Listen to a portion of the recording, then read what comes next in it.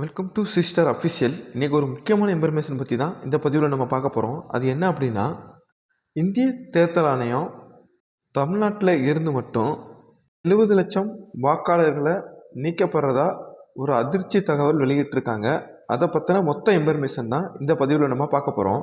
வீடியோக்குள்ளே போகிறதுக்கு முன்னாடி நம்மளுடைய சேனலை சப்ஸ்கிரைப் பண்ணுங்கள், வீடியோவை ஷேர் பண்ணுங்கள், பெல் பட்டனை கிளிக் பண்ணுங்கள். வாங்க இப்போ வீடியோக்குள்ளே போகலாம். தமிழ்நாட்டில் வாக்காளர் திருத்தப் பணிகள் இந்திய தேர்தல் ஆணையத்தின் மூலம் ரொம்ப வேகமாக நடந்துக்கிட்டே இருக்குது. இதுவரைக்கும் 99% படிவங்கள் விநியோகம் பண்ணிட்டாங்களாம். மேலும் 6,16,00,000 படிவங்கள் ஆன்லைன் மூலம் பெறப்பட்டிருக்குதான். இன்னும் 7 நாட்கள் தான் கால அவகாசம் இருக்குது. இப்போ வெளியிட்டிருக்கிற பட்டியல் படி மட்டும் 77 லட்சம் வாக்காளர்கள் நீக்க வாய்ப்பு இருக்கிறதா அறிவிச்சிருக்காங்க. தமிழ்நாட்டில் மொத்த வாக்காளர்களுடைய எண்ணிக்கை 6,41,00,000 பேர். இதில் 1ஆம் தேதி டிசம்பர் 1 வரை கணக்கெடுப்புப்படி 6,36,00,000 படிவங்கள் விநியோகம் பண்ணி முடிச்சிருக்காங்க. இன்னும் 7 நாள் டைம் இருக்குது. அதுக்குள்ளே மீதமுள்ளதையும் முடிச்சிருவாங்க. இந்த படிவங்களில் இருந்து 5,18,00,000 பேருக்கான படிவங்களை ஆன்லைனில் பதிவும் பண்ணி முடிச்சிட்டாங்க. சென்னையில் மட்டும் 40 லட்சம் பேர் வாக்காளர்கள் இருக்கிற நிலையில் 10,40,000 பேர் சென்னையில் மட்டும் நீக்கப்பட வாய்ப்பு இருக்கிறதா அறிவிச்சிருக்காங்க.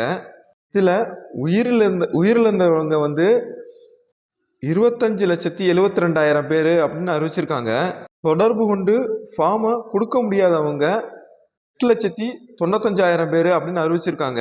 நிரந்தரமாக இடம்பெயர்ந்தவங்க 39,27,000 பேர் அப்படின்னு அறிவிச்சிருக்காங்க.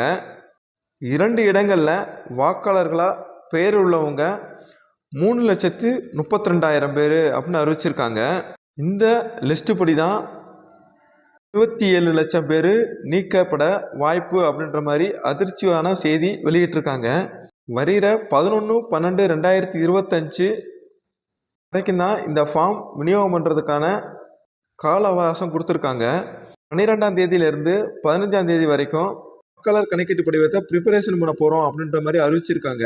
16ஆம் தேதி ஒரு வரைவு வாக்காளர் பட்டியல் வெளியிடுறதாகவும் சொல்லியிருக்காங்க.